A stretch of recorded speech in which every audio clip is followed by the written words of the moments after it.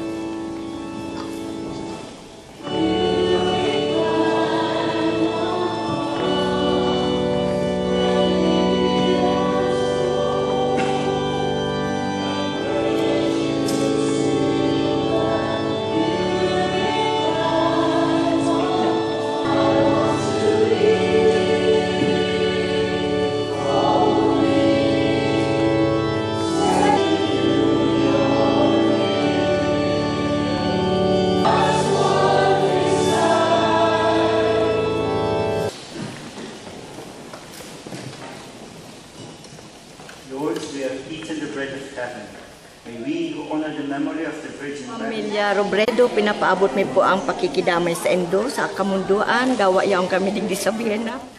Sa kagapos na parintis niya, nakikiramay kami from may he rest in peace, and may your family and your friends find comfort with the Lord.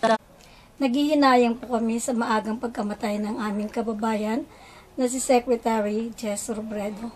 Sana po, kung anong kanyang nasimulang adhikain ay maipagpatuloy sa gobyerno ni Pinoy.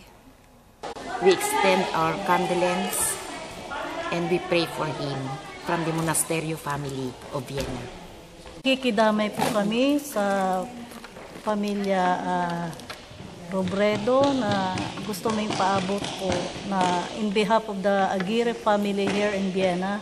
Gusto may pong ipaabot ang pagdadalamhati ni na sana po si Secretary Jesse Robredo ay rest in peace in heaven.